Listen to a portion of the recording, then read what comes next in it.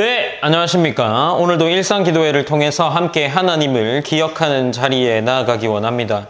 오늘 함께 나눌 본문은 스가랴 3장 1절에서 10절까지의 본문입니다. 우리는 며칠 동안 스가랴에 임한 하나님의 말씀을 살펴보고 있습니다. 환상에 대한 내용들이 주를 이루고 있어 보입니다. 지난 본문들을 통해서 우리는 세 개의 환상을 나누었습니다. 처음으로는 두루 다니는 네 말에 대한 환상을 나누었고, 다음은 네 뿔과 네 대장장이에 대한 환상이었죠. 그리고 세 번째로 어제 나눈 말씀은 측량줄을 잡은 한 사람과 연결되는 말씀이었습니다. 오늘 네 번째 환상이 기록된 본문은 스가랴 3장 1절에서 10절까지의 본문입니다.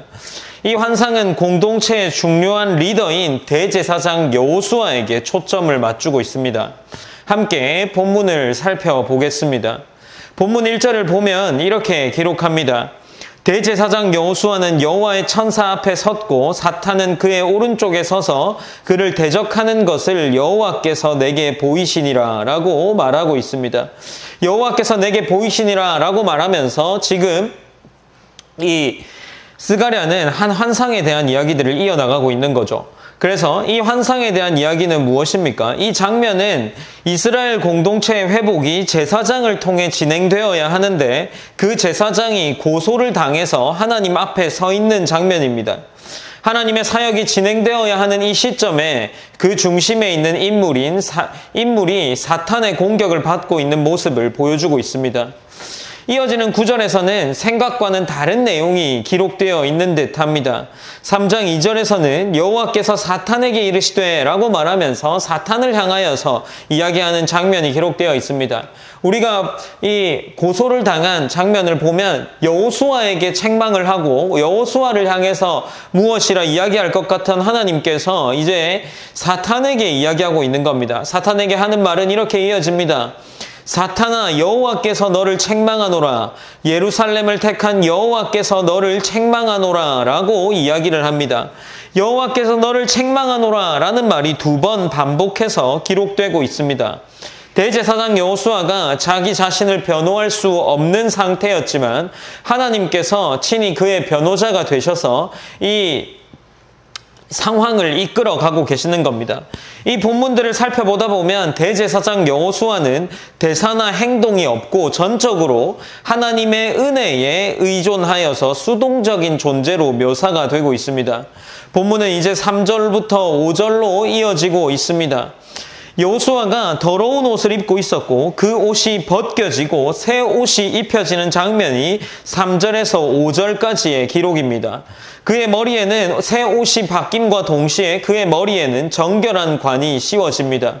이 장면은 단순히 겉모습의 변화라고도 생각할 수 있겠지만 이것은 그 이상의 의미를 가지고 있는 거죠.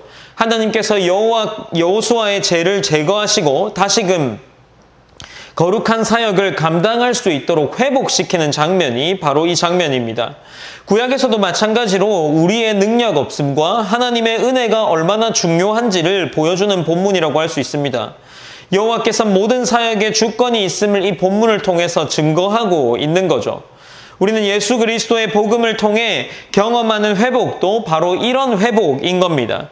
죄로 인해 더러워졌지만 하나님께서 지금 이 대제사장 여호수아의 옷을 갈아입히시고 그에게 정결한 관을 씌워주는 것처럼 우리에게도 하나님께서 우리의 죄를 친히 씻기시고 새롭게 하신다는 것을 이 본문을 통해서 연장선으로 이어서 생각해 볼 수 있게 하는 거죠. 이제 6절부터는 여호수아가 하나님의 명령을 따를 때 다시금 성소를 지키는 제사장으로 사명을 감당하게 될 것이라 라고 이야기를 하고 있습니다. 이제 완전히 회복된 자로 서 있다는 것을 하나님께서 부르시는 장면을 통해 알게 되는데 본문 8절은 대제사장 여호수아야 라고 말하면서 하나님이 여호수아를 부르십니다. 이제 하나님께서 그를 향하여서 대제사장이라고 부르는 거죠. 이제 하나님께서 그를 온전히 회복시켜 세우고 있는 겁니다. 특별히 7절에서는 그가 온전히 바른 사역을 해야 한다는 것을 명령하시는데 이 말씀은 회복된 대제사장 여호수아에게 주신 조건적인 약속입니다. 하나님은 그에게 단순히 옷만 갈아입히시고 끝내지 않으셨습니다. 사탄의 고소로부터 벗어나게 하셨고 더러운 옷이 벗겨지고 새 옷과 관이 씌워진 여호수아는 이제 그 이후의 삶을 살아야 했습니다. 본문은 그 삶이 하나님의 도를 행하고 율례를 지키는 것이다 라고 이야기를 합니다. 조건으로 어떻게 달려 있습니까? 7절입니다. 만군의 여호와의 말씀에 내가 만일 내 도를 행하며 내 규례를 지키면, 만일 내 도를 행하며 내 규례를 지키면 이라고 하나님이 조건을 다십니다. 그렇게 되면 네가 내 집을 다스릴 것이요 내 뜰을 지킬 것이며 내가 또 너로 여기 섰는 자들 가운데에 왕래하게 하리라 라고 이야기를 하고 있는 겁니다. 그러니 이제 하나님께서 새로운 옷을 입히시고 새로운 간을 씌우신 그 이후의 삶은 하나님의 도를 행하고 율례를 지키는 삶이어야 한다라는 것을 보여주고 있는 거죠. 마지막 8절부터 10절까지는 이 환상이 장차 오실 메시아, 곧 하나님의 종 싹에 대한 예언으로 이어지고 있습니다. 8절에 보면 대제사장 여호수아야, 너와 내 앞에 앉은 내 동료들은 내 말을 들을 것이니라. 이들은 예표의 사람들이라 내가 내 종 싹을 나게 하노라 라고 이야기하면서 약속의 말씀을 주고 있는 겁니다. 그러니 지금 이 말씀은 단순히 대제사장 여호수아 한 사람에 대한 이야기가 아니라 더 나아가서 우리 모두에게 주는 궁극적인 회복의 약속을 주고 있는 겁니다. 이 부분에서 대제사장이 적절한 예복을 입고 섬기는 것은 이스라엘의 죄 문제를 해결하기 위한 대제사, 이 제사 제도가 대속죄일에 이 일이 정상적으로 작동하는 것을 의미하는 것처럼 보이기도 합니다. 10절에서 보면 여호와는 대제사장이 중요한 역할을 감당했던 대속죄일의 이 제의를 연상시키는 것처럼 한 날에 그 땅의 죄를 제거하겠다고 말하고 있습니다. 10절에서 보면 그날에 너희가 각각 포도나무와 무화과나무 아래로 서로 초대하리라 라고 이야기를 하면서 한 날에 모든 죄를 제거하겠다는 말씀을 하고 계시는 거죠. 그리고 여호와의 말씀은 그날에 도래할 위대한 일들을 묘사하고 있는 겁니다. 사랑하는 여러분, 오늘 우리는 여호수아를 통해 우리의 모습을 다시금 확인할 수 있게 됩니다. 죄로 더럽혀지고 사탄의 고소 앞에서 아무 말도 할 수 없는 존재가 우리인 거죠. 그러나 하나님은 이 대제사장 여호수아를 정죄하지 않고 그를 변호하셨던 것처럼 하나님께서 우리를 정죄하지 않으시고 오히려 우리에게 격려하시며 새 옷을 입혀주시는 겁니다. 그리고 회복된 우리에게 다시 사명의 길을 열어주셔서 이 은혜의 자리에서 오늘 하루를 담대히 살아갈 수 있게 복을 내려주시는 거죠. 우리는 계속해서 본문을 통해 확인할 수 있는 이 몇 가지의 이야기들은 무엇입니까? 하나님께서 이 모든 일을 섭리하고 이끌어가고 계시다는 겁니다. 우리가 스가랴의 말씀도 마찬가지 환상이 기록되어 있기 때문에 요한계시록의 수많은 환상들의 말씀과 연결되는 것 같기도 합니다. 그래서 이 요한계시록부터 시작하는 모든 심판과 하나님의 일들이 이야기해 주는 것이 무엇입니까? 주권이 하나님께 있다는 겁니다. 우리의 삶을 다스리고 우리의 세상의 끝날까지 이끌어갈 그분이 하나님이라는 거죠. 하나님께서 우리를 위하여서 변호하시고 우리를 사랑하셔서 우리를 회복시킨다는 것이 여러분의 마음에 믿어지기를 원합니다. 우리의 고장난 영혼을, 삐걱대는 불순종의 마음을 하나님이 다시금 회복시키십니다. 그러니 본문을 통해 우리가 오늘도 기도의 제목들을 얻게 되는 거죠. 우리가 오늘 일상기도회를 마무리하면서 또한 마찬가지로 기도로 이 말씀들을 마무리하며 나아가길 원합니다. 첫 번째로 하나님께서 우리의 모진 마음과 불순종의 모습들을 고치기를 기도합시다.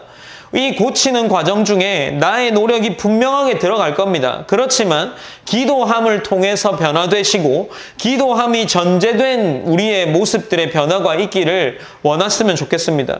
우리가 억지로 무언가를 바꾸고 내 삶의 방향성을 바꾸는 것도 너무나도 좋지만 그 기저에 깔려있는 것이 우리의 기도이고 우리의 영적인 예배의 자리들이 있기 때문임을 기억하며 나아갑시다. 그래서 우리가 기도할 때에 하나님께서 우리를 고쳐나가신다는 것을 믿게 하시고 그 일들을 우리의 삶 속에서 경험되어지기를 기도했으면 좋겠습니다. 그리고 두 번째로는 하나님께서 오늘 본문을 통해서 대제사장 여호수아를 변호하셨다는 것을 기억하고 날마다 우리도 은혜의 자리가 우리의 삶의 자리가 되기를 기도했으면 좋겠습니다. 우리가 사탄에게 고소를 당할 수 있습니다. 하나님 앞에 그가 우리의 잘못들을 고할 수 있겠죠. 그러나 하나님이 사탄의 편을 드는 것이 아니라 자기 백성을 변호하시고 자기 백성을 사랑하시는 자리에 계시다는 것을 기억했으면 좋겠습니다. 그리하여서 우리에게 주어지는 이 오늘의 하루의 삶이 은혜의 삶임을 기억하며 나아갑시다. 우리가 그렇게 함께 우리의 자리에 삶의 자리가 은혜의 자리이길 기도하면서 우리의 삶의 모든 밑바탕에 예배의 자리, 예배를 하는 우리의 모습들, 기도를 하는 우리의 모습들을 통해 우리의 삶이 변화된다는 것을 기억하고 우리가 더욱더 그러한 삶의 모습을 가질 수 있도록 기도했으면 좋겠습니다. 제가 기도함으로 오늘 일상기도회도 마무리하도록 하겠습니다. 사랑의 하나님 감사합니다. 하나님 오늘도 어김없이 일상기도회로 우리의 삶을 지켜나갑니다. 우리가 거룩한 삶을 지켜나갈 때마다 하나님께서 주시는 복들을 더 깊이 깨닫게 하시고 그 복들을 더 깊이 깨달아 알 때마다 하나님의 은혜와 그 풍성함이 우리의 삶 속에서 경험되어질 수 있도록 인도하여 주시옵소서. 나누었던 기도의 제목들처럼 우리의 삶이 날마다 은혜의 자리에 서 있기를 하나님께서 복내려 주시고 또한 우리의 삶이 기도를 통해 변화되고 예배를 통해 변화된다는 사실이 경험되어서 우리가 그 예배와 기도의 자리를 더 사모할 수 있는 그러한 귀한 하나님 자녀가 될 수 있도록 붙잡아 주시옵소서. 하나님께 모든 영광 올려드립니다. 살아계신 예수님의 이름으로 기도